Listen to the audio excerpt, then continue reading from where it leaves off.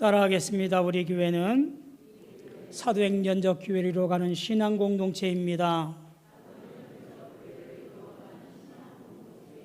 아멘. 성령 충만하여 증인된 삶을 살아가시는 우리 모든 성도 되어지기를 주님의 이름으로 소망하며 축원합니다.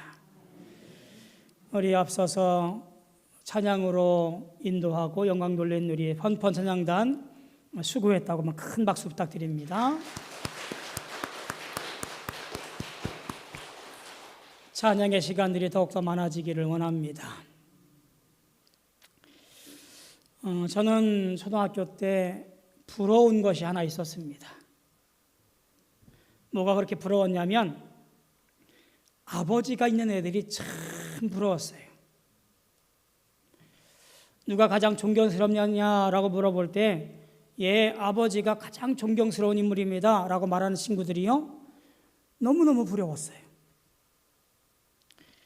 싸우다가도 조금만 힘들면 이 듬직한 아버지한테 불러가서 아빠, 얘가 나 때려. 그 한마디에 기가 죽어서 꼬리를 내렸던 제 어린 시절의 기억 속에서 아버지라는 존재는 대단히 산 같은 듬직한 존재였습니다. 그런 듬직한 존재를 가지고 있는 친구들이 너무너무 부러웠어요.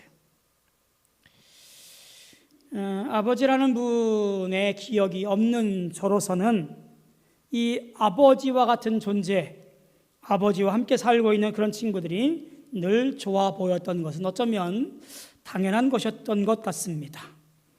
오늘 말씀을 가만히 들여다보니 힘들 때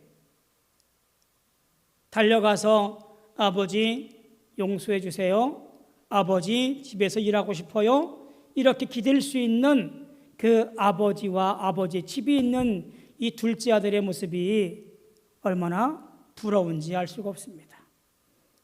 오늘 탕자아 이야기 세 번째 시간이지요. 오늘은 아버지에 대한 말씀으로 함께 나누면서 은혜를 나누려고 합니다.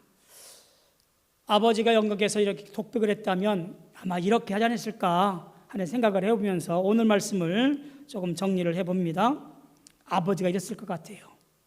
제게는 두 아들이 있었습니다. 큰아들은 듬직하고 믿음직스러워서 언제나 내 모든 것을 맡길 만한 그런 아들이었습니다. 그런데 이 둘째 아들은 조금 달랐습니다. 제가 너무 오냐오냐 하면서 키워서 그런지 늘 이기적이었고 그리고 즉흥적이었습니다. 자기가 모든 것의 주인인 양 늘 그렇게 사는 녀석이 둘째 아들이었습니다. 이번에 일만 해도 그렇습니다. 어느 날 제 앞에 나타나서는 아버지, 어차피 아버지가 제게 물려줄 재산이지 않습니까? 그러니 조금 일찍 재산을 나눠 주셔서 제가 그것 가지고 사업할 수 있게 해달라고 요청하는 거였습니다. 당황스럽기도 하고 화가 치밀어 오르는 일이었습니다만 자식이 이기는 부모 없다고 그렇게 칭얼대는 아들에게 저도 모르게 재산을 뚝 떼어서 물려주었습니다. 어느 날 일어나 보니 아들 녀석이 온다 간다 말도 없이 짐을 싸들고 나가버렸습니다. 근데 좀 불안했습니다. 둘째 녀석의 성격을 알고 있기에 불안했습니다만 무사히 잘 정착을 하고 그리고 성공해서 남부럽지 않게 금이환영하기를 내심 기도하고 또 바랬습니다. 또 외지 나갔다 들어오는 사람들 얘기 들어오면 어느 도시에 정착을 했고 그리고 친구들과 어울려서 있다는 얘기를 들었습니다. 어쨌든 그때만 해도 간절히 그 아들이 제 몫을 다해 주리라고 기대하면서 기도했습니다. 얼마 지난 후에 소식이 끊어져 버렸어요. 무소식이 희소식이라고 잘 있으려니 생각했습니다. 또 외지 나갔다 온 한 사람이 저에게 이렇게 전해드렸습니다. 당신 아들 말이요, 들고 나간 돈 다 까먹고 남의 집 돼지 치는 일을 하더이다 라는 말을 들려주었습니다. 어려서부터 귀하게 자란 아들이었는데 고생한다고 하니 마음이 영 아니었고 눈물이 폭포수같이 쏟아졌습니다.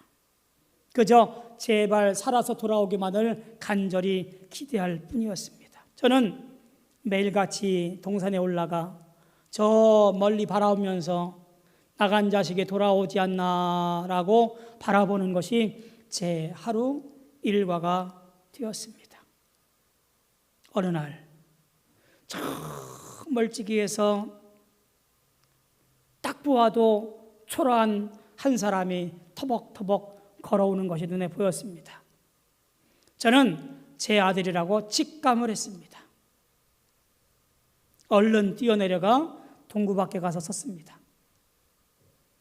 얼마치 보던 아들 녀석이 멈춰서더니 올지 말지 갈팡질팡하는 것 같았습니다. 제 생각에는 네가 안 오면 내가 가리라 생각하고 얼른 아들에게 뛰어갔습니다. 아니나 다를까 머리 수염은 덥수룩하게 자라있고 입은 옷은 남루하기 그지 없었습니다. 우리 둘은 멍하니 바라보고만 있었습니다. 저는 그 아들을 덥석 끌어안았고 볼에 입을 맞추었습니다. 그리고 그를 꼭 안아 다독거려 주었습니다. 그때 아들이 무릎을 꿇더니 이렇게 말하더라고요. 아버지, 이제 저를 아들로 보지 마시고 그저 품꾼의 하나로 보아주십시오. 저는 아무 말도 하지 아니하고 그 아들을 일으켜 세웠고 손을 이끌어 집으로 들였습니다. 사람들 앞에 큰 소리로 죽었던 내 아들이 돌아왔습니다. 지금부터 잔치를 베풉시다 라고 소리쳤습니다. 저는 집에서 가장 좋은 옷을 내오게 해서 자식에게 입혔고 손에다가 가락지를 끼웠고 발에 신을 신겼습니다. 사려오른 살찐 송아지를 잡아다가 잔치를 베풀었습니다. 죽었다가 살아온 내 아들 때문에 내 생에 이와 같이 기쁜 날은 없었을 겁니다. 이렇게 독백을 하지 않았을까요? 이 아버지의 모습을 우리가 상상해 보면서 우리는 당연히 이 아버지가 하나님이실 거라는 사실을 다 눈치채고 있습니다. 가만히 생각해 봅시다. 우리가 알고 있는 아버지의 모습과는 왠지 멀어 보이는, 그리고 당시 고대 팔레스타인 지역에 보여주던 아버지의 모습과는 전혀 딴판인 모습을 우리는 느끼게 되어집니다. 통념상 아버지는 어떤 분이었죠? 위엄이 있고 아주 엄한 존재고 안방에 앉아서 하고 헛기침 소리를 하고 있는, 늘 뒷짐지고 있는 아버지, 감히 아버지 말씀 앞에 어떤 대꾸도 할 수 없는 그런 존재, 그것이 우리가 알고 있는 아버지의 모습이라고 생각이 되어져요. 성경도 당연히 아버지의 모습을 지금까지 그렇게 그려왔고 바리새인들과 서기관들도 아버지 하나님에 대한 이야기를 그렇게 생각하고 해왔습니다. 구약 성경에서의 하나님 모습은 이와 같은 생각들을 더욱더 강화시키고 있고 그리고 견고하게 만들어갔습니다. 많은 사람들이 하나님을 이렇게 생각을 하게 되었습니다. 엄한 하나님, 꾸짖으시는 하나님, 노하시는 하나님, 치엄하신 하나님, 용서하지 않는 하나님, 이런 하나님상은 사람들로 하여금 하나님을 두려워하게 하고 하나님께로부터 멀어지는 모습을 겪게 되어지지요. 하나님을 친근하게 따라오기는 왠지 거리가 있어지는 모습으로 생각을 하게 되어집니다. 자, 그런데 예수님께서 비유로 말씀하고 계시는 아버지의 모습은 사뭇 달라요. 그리고 지금까지 생각했던 아버지 모습과는 사뭇 이상하게 행동하는 것이 세 군데나 보여집니다. 오늘 그 세 군데를 먼저 좀 보도록 하지요. 첫 번째가 뭐냐면 유산을 미리 달라고 했을 때에 그냥 내어준 행동이에요. 분명 둘째 아들의 요구는 경악스러운 요구임에는 틀림이 없습니다. 자신의 일부를 자기 몫으로 미리 달라는 것이 부당해서가 아니에요. 당시에는 아버지가 죽으면 맏아들에게 재산의 절반이 갑니다. 2배 정도가 가게 되어지지요. 상속자가 둘이면 큰아들에게는 3분의 2, 둘째 아들에게는 3분의 1 정도의 차지가 되어집니다. 그러나 이 유산의 분배는 아버지가 돌아가신 후에만 이루어지는 거예요. 아버지가 살아있는 동안에 유산을 요구하는 것은 무례한 행동임에는 틀림이 없습니다. 왜냐하면 이 아들의 요구는 아버지 빨리 돌아가세요 라는 말과 별반 다를 것이 없는 이야기이기 때문에 그렇습니다. 이에 대한 아버지의 반응은 아들의 요청보다도 더 충격적입니다. 당시 고도의 가부장 사회였으므로 아버지 혹은 어른들, 부모에 대한 품는 경의로움과 존경심은 더없이 중요시됐던 사회였습니다. 이 상황에서 의당 보일 아버지의 반응은 이런 거였습니다. 그 아들을 엄하게 꾸짖고 심하면 내어 쫓아서 아버지와 연을 끊어버리는 것이 지극히 당연한 상황이었습니다. 그런데 아버지는 이 무례한 아들의 요구에 그냥 받아줘요. 그리고 이렇게 성경을 적어 놓아요. 그 살림을 각각 나눠 주었다라고 말입니다. 재산을 나눠줬다라고 표현하면 그만일 것 같은데요. 또 재산에 관련된 단어도 그냥 옅은 단어들이 많이 있어요. 그런데 살림을 나눠주었다라고 적어 놓아요. 이 살림이란 단어의 헬라어는 비오스라는 단어예요. 이 비오스라는 단어는 생명이라는 단어와 연결되어져 있습니다. 그러니까 아버지는 그저 재산을 나눠준 것이 아니라 생명을 찢어서 주는 고통을 견디며 아들을 사랑하는 모습으로 대하고 있음을 보게 되어져요. 그게 바로 아버지의 첫 번째 이해하지 못할 반응이에요. 두 번째, 집을 나간 아들이 돌아왔을 때에 그를 반긴 행동입니다. 자신의 유산을 미리 받아서 허락 없이 집을 나간 이 거짓골이 되어 돌아온 아들이 다가왔습니다. 아무리 강한 아버지라도 자식에 대한 안타까운 마음을 억누르기 힘들 것은 아마 자명한 것이지요. 하지만 당시 많은 아버지들은 이렇게 할 때 속으로는 안 것이라도 겉으로는요 냉엄하게 꾸짖고 그리고 발을 들여놓지 못하게 아주 엄하게 했을 것 같습니다. 그런데 아버지는 그 아들을 멀리 나가 맞이하고 끌어안고 맞아들여서 옷을 입히고 가락지를 끼우고 신을 신겨요. 다시 아들로, 즉 다시 상속자로 받아들인다라는 이야기예요. 그리고 잔치를 벌려서 이 아들의 권위를 만방에 알리는 것으로 보여집니다.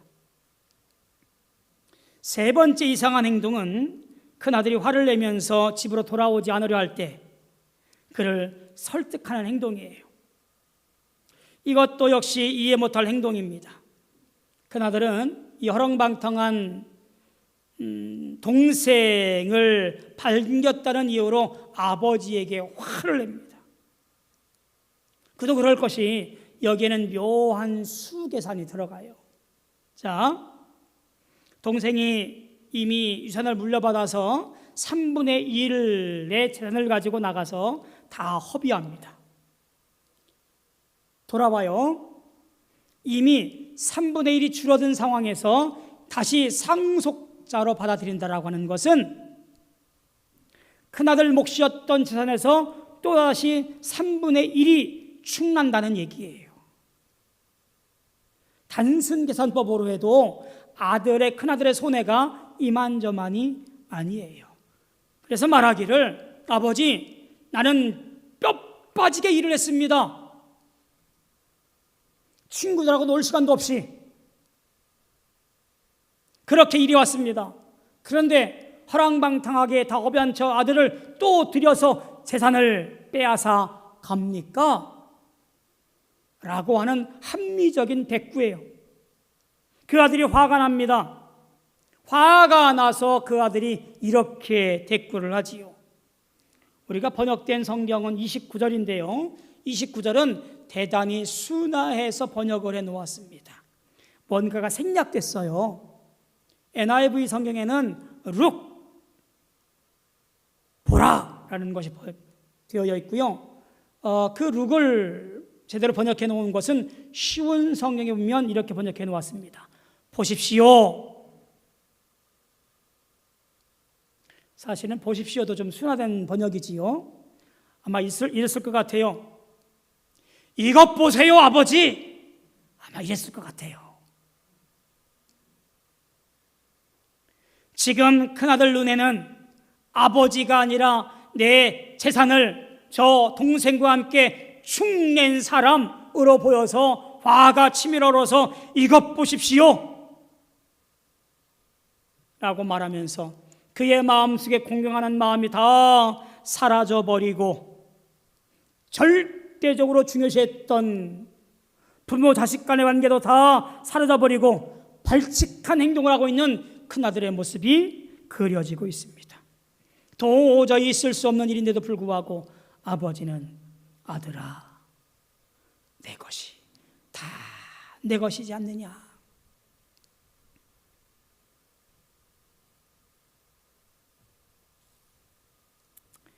아버지는 이렇게 반응을 하는 거지요. 아들아, 비록 네가 사람들 앞에서 내게 욕을 보이지만 너는 제발 이 잔치 자리에 참여했으면 좋겠구나. 나는 내 동생도 버리지 않을 것이고 너도 아낀단다. 이 잔치에 함께 참여하자꾸나 라고 초청하는 것 같아요.